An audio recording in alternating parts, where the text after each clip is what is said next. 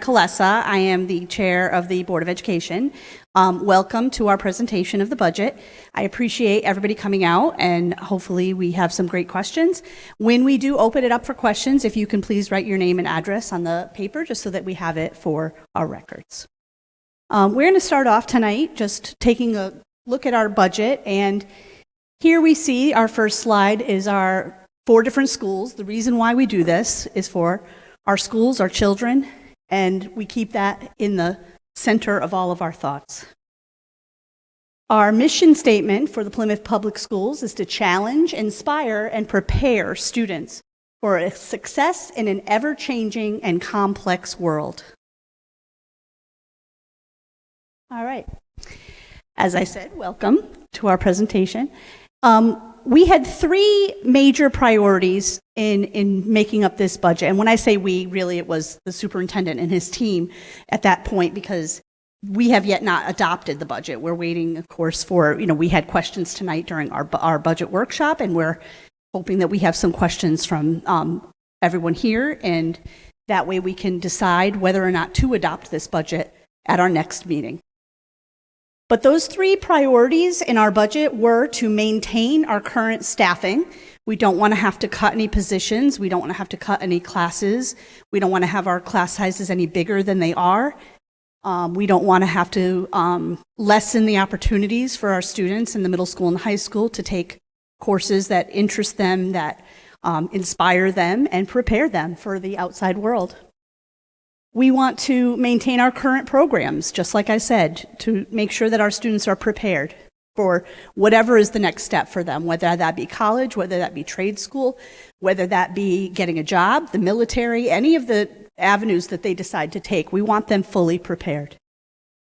And lastly, to incorporate long-term budget strategies that align to our district goals and vision for future improvement. We are always looking to improve. We are always looking to make sure that we offer the most important things to our students, not only for their interests, but for what we know is going to be helpful for them, and again, those further avenues they take once they are graduated from our system. And with that, I would like to welcome, Kelly to the stand. She's going to come up here and speak to the next few slides.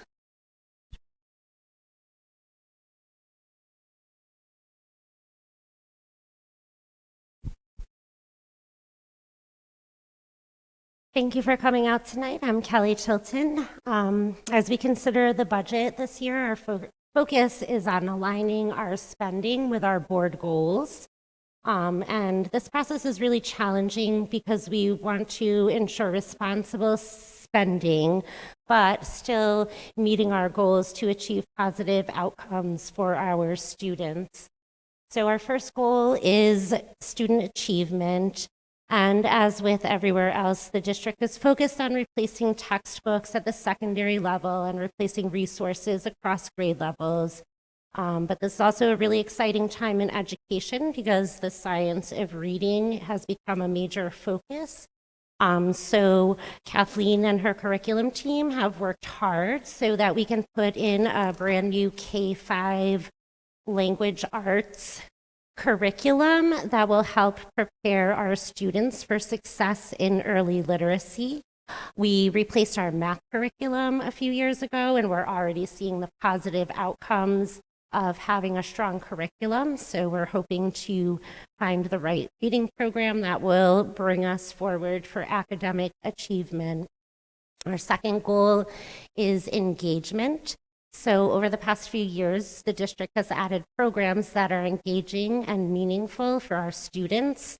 Some of the new programs we have are STEM, technology education, family and consumer science, Unified Best Buddies, and the Career Center. These are all experiences that are really engaging and provide real life experiences for our students. So it is important for us to continue to support these programs. Our third goal is on well-being. So the mental and physical well-being of our students is really important. We want to ensure that every child is prepared to engage in learning. So we're providing opportunities for students to participate in community service projects that helps promote positive interactions in the community and teaches the importance of giving back. We also like to do things to value our staff members and take time to show appreciation throughout the year. And of course, the most important one is our fiscal oversight goal. So we all know running anything in this day and age is expensive. Cost of living increases, inflation. So we really have looked through every item in the budget, and we're really trying to make sure that we make responsible decisions without taking away opportunities from our students. So some of the things we've been doing is coming through with some spending cycles to replace things that we know need to be replaced over the time, such as textbooks, athletic uniforms, and technology, which is ever more important in this day and age.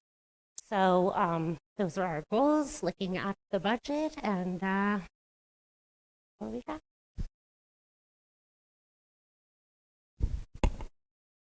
Good evening, everyone. Before we start, I want to thank, before I go deeper into the budget and the budget information, I want to thank a few people that helped create this budget, and I want to thank the board. First, I want to thank the teachers, the administrative team, and everyone, Matt Tenza, who works so hard to create this budget. And then working with the board, we had a good work session prior to this meeting this evening. Michelle Lucian is not here. She wanted me to relay to the public that she recently had a surgery, and so she is watching at home and has been participating virtually in these meetings, but she's not able to attend at this time, so I wanted to put that out for Michelle. With regard to the budget, I want to share some information just to give you some key facts about the creation of this budget. So when you look at all the different categories within our budget, you'll see I highlighted a few in yellow. The ones in yellow are the ones we have control over. Everything in white are basically fixed costs that we don't have control over in our budget unless we reduce the faculty and staff of our school district. So when you're actually looking at our budget, that's approximately how much we don't control. So we control under 7% of the budgeting within what you're going to see this evening.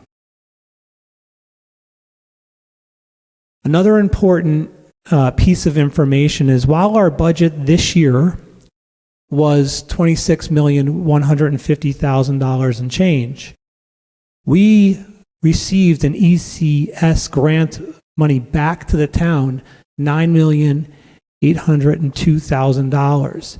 So when you look at what the taxpayer in Plymouth is paying for education, it actually is about $16 million in change for students in our district. So it's not that big $26 million number. It's less than that after we get our reimbursement from grants. So as we said in the previous slide,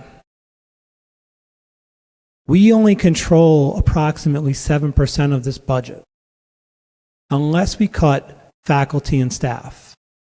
So what I'm going to do in these next slides is I'm going to show you where the faculty and staff are, so you could see how we utilize our resources, which are our people, and what we're investing in.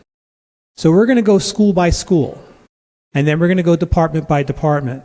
So looking at Plymouth Center School, you could see that I have the number of teachers that we project in each grade level for pre-K, kindergarten, first, and second grade. And then you have the students in each grade level, and that shows you what the approximate class size is for each grade level. So when you see the breakdown, you have 4 teachers, 87 students in first grade next year. That leads to a class size of 21 to 22 students. So you, by looking at these numbers, you can see if there are budget reductions and we have to start looking at staff, there might not be options in certain areas for us to actually look at those reductions. And then over in this column here, you see the other building staff that are involved in either running the school with regards to the principal and the secretary or the administrative assistants in that school, and or the unified arts teachers. And then on this side with the expenses, we took the information that we budgeted in our actual budget and we kind of condensed and summarized it. So it's all on one sheet of what Plymouth Center is spending and budgeting for running that school. We did the same thing for Fisher Elementary School. You see the grade levels, grade 3, grade 4, grade 5, number of teachers, number of students, average class sizes, the unified arts classes and the administration, and then their expenses. And our goal working with the board is an average class size of hopefully around 20 in these grade levels. For a grade level like first grade, 20 to 22 is high. So we're trying to bring those numbers down if we can. When we go off to the middle school, it's not as easy to calculate the class sizes because of how students switch and choose classes and or assign to classes within a schedule.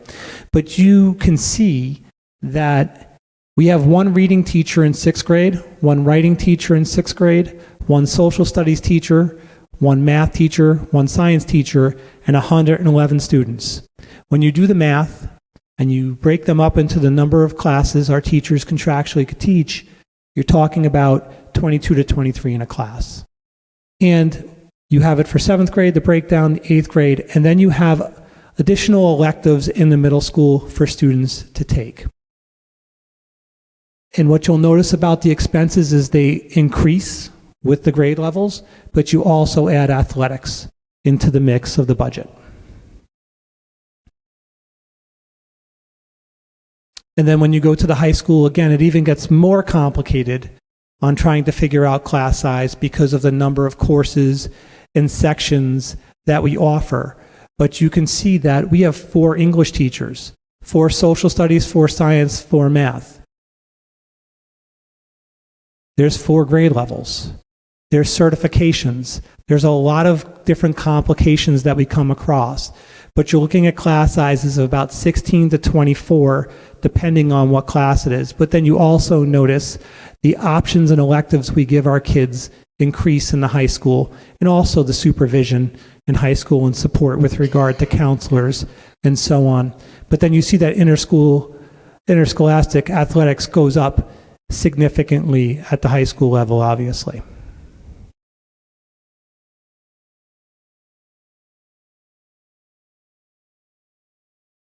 So when you run a district, there's more than just looking at the 4 schools. There's a whole structure and there are different categories behind all of this that we're going to cover and we're going to break down for you now that really help our district run. So we have the district management. That's myself as the superintendent. You see that we have 3 secretaries on the board here. In our offices here at central office, you have a business manager, you have accounts payable, and you have payroll. I want to break those 3 secretaries up so people understand what's in central office and what we have. We have my administrative assistant, Pat. She works with me directly. We have a lot of confidential information that comes. That's my secretary that I work with closely. You have another secretary or administrative assistant that is part HR and part curriculum and instruction secretary. So it's two roles and 2 hats that individual is wearing. And then the 3rd secretary at central office does food service, transportation, and all of our activity account funds, working with Matt. So those are the 3 secretarial positions that we have at central office. They all have very defined roles in what they do to help us move on as a district. And then you see the different categories that we have, from legal fees to salaries within our central office accounts. With facilities, we have 4 head custodians, 1 in each of our schools. We have 9.5 evening custodians. We have a director, and we have 2.5 maintenance individuals that work on our buildings. Those individuals, those 2.5 people, are certified for heating and cooling, and so they play a very big role in helping us keep our district and our schools where they need to be. They also sub and help out in the buildings when we do have people out.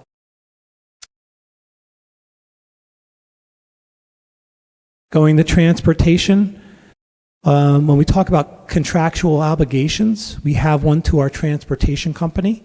Our transportation costs went up approximately 4% this year. So that goes on top of whatever number. That's actually a very low number compared to what other towns signed up for.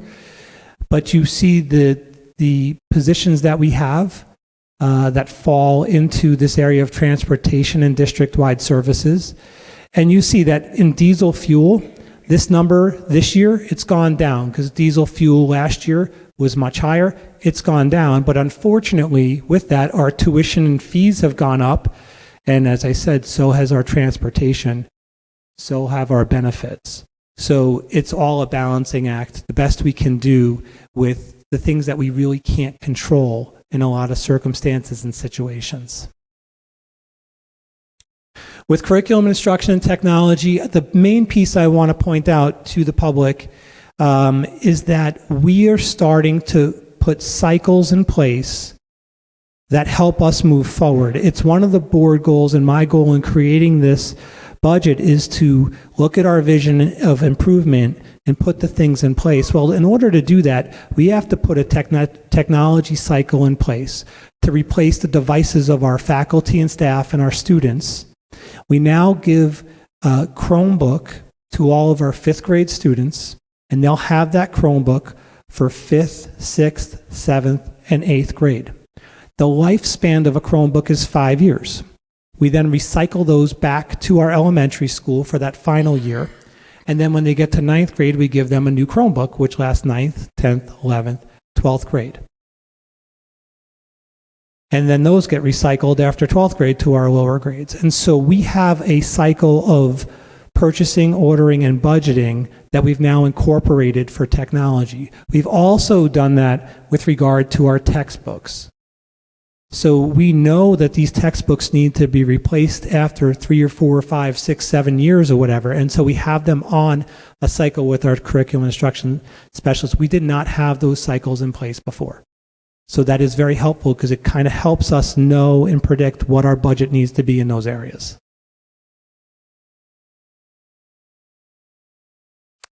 Special education. Looking at special education, there's a lot of things that we don't control. The outplacement costs that we have for students that need those services, those costs go up, and we can't control those costs. They send us whatever that increase is, and we pay it because it's right for our kids. But there's also the transportation. You noticed we had transportation before. We have more transportation here. And it's what we do. We service all of our children, and they're all important. And so everyone needs different things with regard to their education. And this is that budget. You'll also see summer school on there, and you might say, "Oh my goodness, it's $90,000 to run summer school. Is that necessary?" Yes, it's required. We have to provide these services for our students. And so these are all things that we don't have much control over with regard to special education in our budget. But I also want to point out the number of teachers. We have 22 special education teachers in district, and 4 of them are paid for out of our IDEA grant, which is a grant that we get from the state. We also have 54 paraprofessionals, and 6 of those are paid for out of grants as well.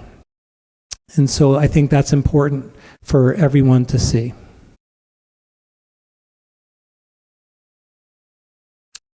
With regard to library and health services, these are more of the smaller accounts that we have in our budget.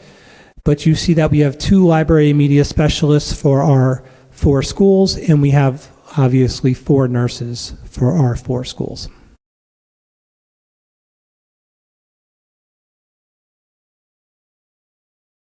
So overall, looking at the budget from last year to this year, we're looking at an increase of $876,641, which is 3.35%. That 3.35% budget that I presented to the board and that we discussed earlier in a meeting with the board at our workshop covers those three priority areas that Karen Kolessa, our board chair, covered before we started. It maintains our current staffing, it maintains our programs, and it continues to have us create a budget that moves us forward with our vision of improvement. A few other notes that I think are important for everyone to understand. The approximate percentage that we need to meet our contractual obligations is 3.29%. Those are just obligations that we have to meet no matter what for contract. And then 3.19% of this budget is due to salaries and benefits. That's 3.19% of this budget. And then the last piece I think is important. We received something from the state that showed what the other superintendents were proposing to their town.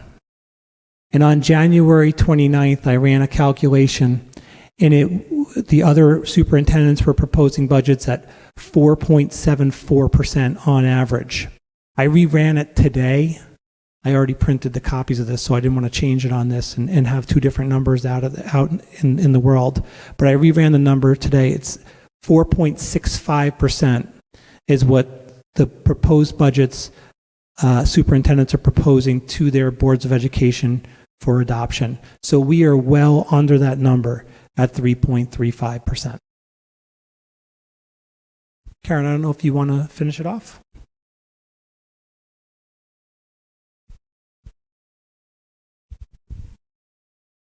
Okay, so our next steps in our budget development.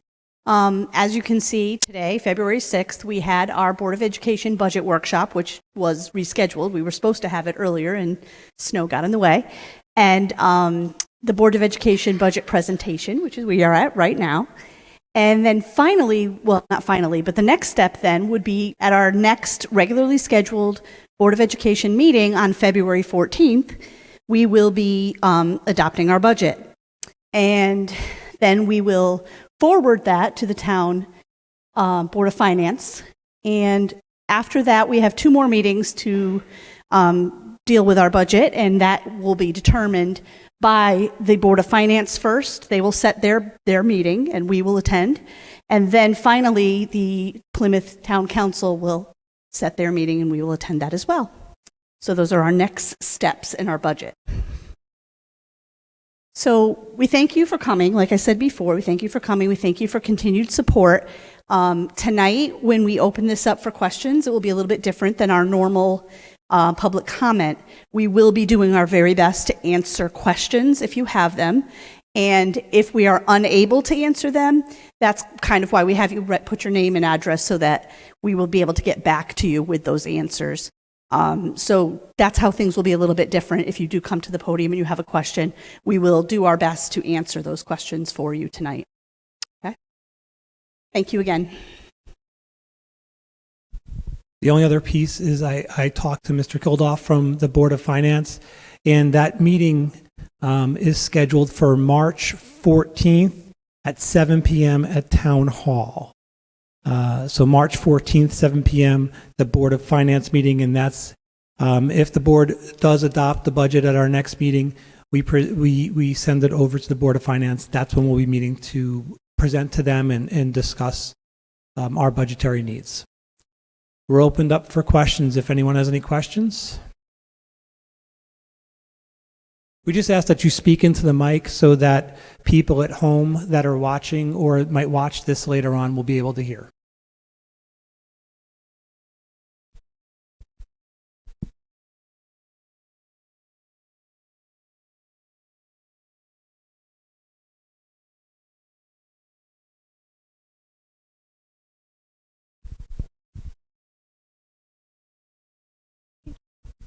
Nicole Deneau, 74 Ridge Road, Terryville. Quick question for you. Do we have research to show the efficacy, for example, of the fire program? Specifically, have we quantified the success of the program in order to continue to justify it at the high school? So we've had a fire program in place here at Terryville High School through Mr. Fuller, our tech ed teacher. We had about 6 students enrolled this year in the program through a firefighter from Stratford who teaches it. It's really the first year we revamped the program, so I don't have any specific information for you, but this is the first year we're running the program with someone that is actually in the field of firefighting. And I'm not saying Mr. Fuller didn't do an amazing job. He did, but the program has shifted so significantly, I don't know if I have that information for you at this time. Can I follow up okay? I don't know how it works, so correct me if I'm wrong. Is completing the program something that would take the place of training that would be necessary for someone that would go forward and pursue a career in the fire department? No, it would not. It doesn't equal a Fire One program. This is just similar to our Career Center. We're trying to provide opportunities for students in areas they might want to pursue later on, and this is just a taste of it to see if they want to go further and pursue that career. Thank you. Yep.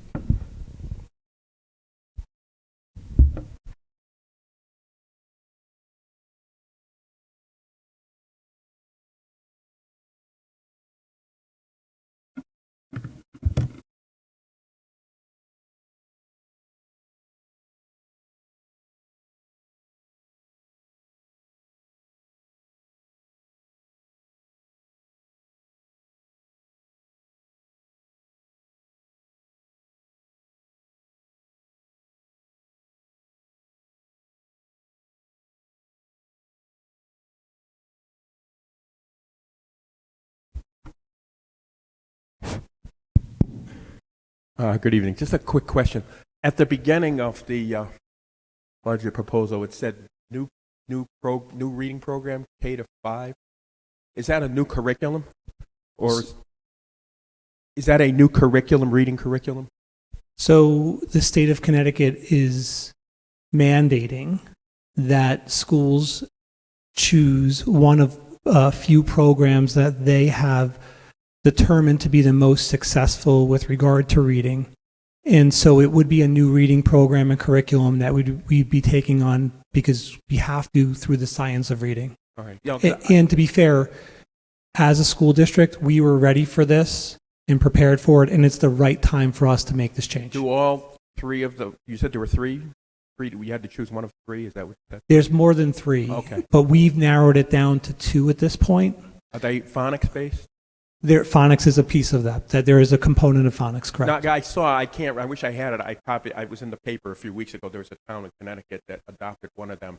And phonics was one piece of it. There was like 5 elements of it, and it was proved to be very successful.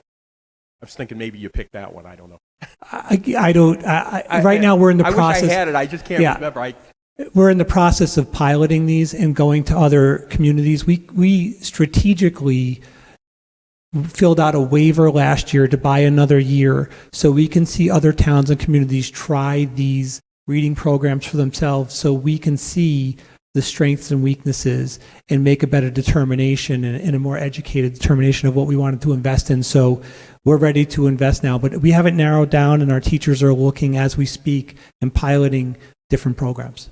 Right. And just so is this a budget flat thing where you got a new program, or is there an increase in the budget in relation to this new program, the curriculum? The budget for the new reading program, is it a flat as far as the budget, or is there an increase because you're implementing? There will not be an increase in the budget in next year's budget. I should have led with that. Yeah, there's no increase in next year's budget to put in that reading program. So, thank you. Absolutely.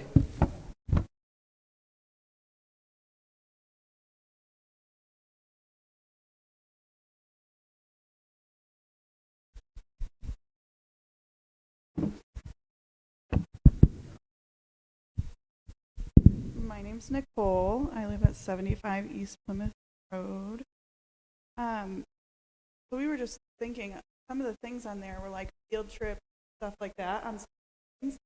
And I was just wondering, do take into consideration that like the PTA at all of the schools pay for any of those? Or I'm just curious as to like what it is, or like books and things like that. Literally, there's money that we're asking, like, what do we have at the end of every year that we're like, where should we put this money to? And I know it's not like substantial money, but it's just like silly that like it's sitting there, we don't know what to do with it, and then we're like, okay, let's get an ice cream. You know what I mean? Like, I don't know, it just seems silly to like do it that way. So some of the field trip things that we have built into the budget deal with music, and sending our band and chorus to different events and competitions. It's similar to sending our athletes out to different games, and that's how we look at it. And so we try to work, especially here at the high school, with Mr. Keene. And then there's other programs that our principals want to put in place, such as a leadership program at Fisher that Ms. Suffrage really wants our students to go to. And we feel that because it's almost part of our curriculum that we're working with them on, and we want to have them go to that, so we're going to build it in our budget. Now, with the PTAs, we'll take your money. I'm not going to say we're not going to take your money, but I think it's a matter of the utilization of that money. And I was talking with Mr. Fowler today about that in athletics and the booster clubs and how we can partner to really get the things that will help benefit our students in the schools. And I understand what you're saying. I would love to have a conversation about that, because one of the things that I know is in the board's goals is to bolster our after-school programs and what we can do with those. And so we might be able to partner with our PTAs to do that. Anything to provide our kids with additional opportunities in our school that are positive is what we're looking to do. Right, because there's like scholastic dollars all the time. Do it, and okay, pick out books, doesn't happen. So it's just like, may as well for something. Oh. Absolutely. And I'm sure I think it's just a matter of communicating with our principals and letting them know what resources are out there. They always ask me for money, so I'm sure they'll come and ask you for money. Right. Right. Okay. All right. Thank you.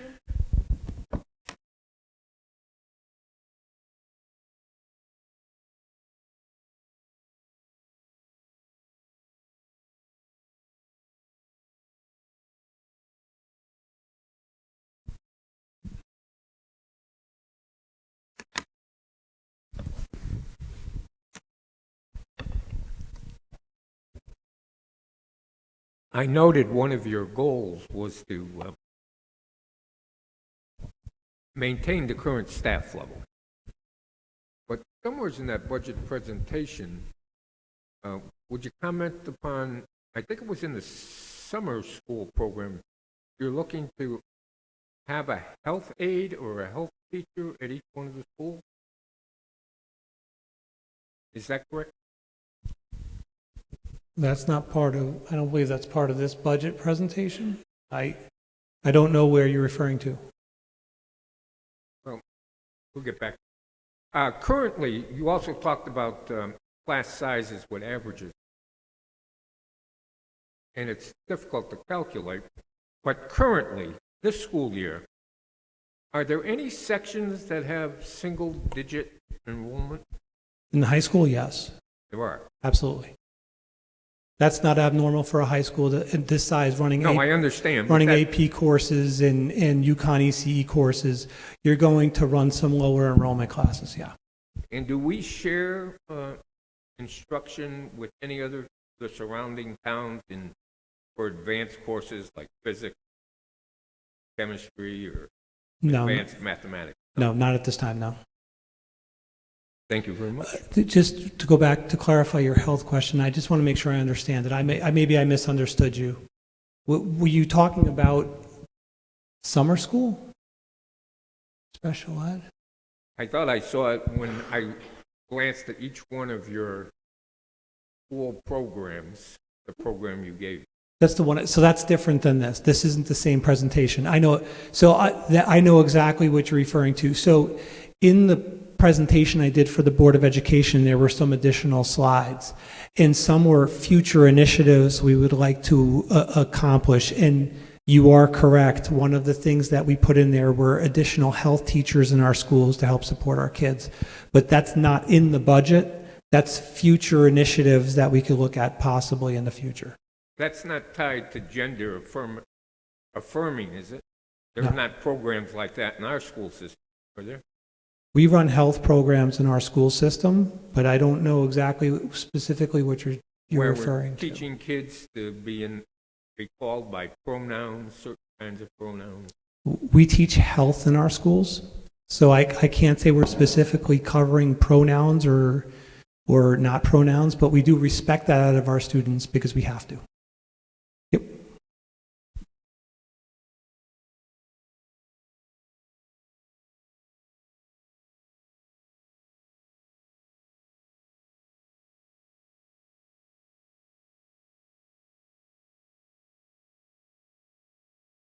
Any other questions?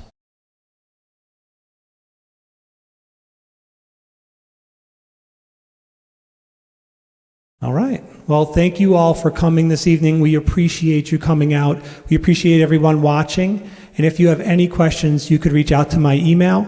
This presentation will be posted on our website tomorrow morning. This video is obviously running live, but we'll have the recording as well. And for everyone here this evening, I do have a copy of our presentation that I'll be handing out as you leave.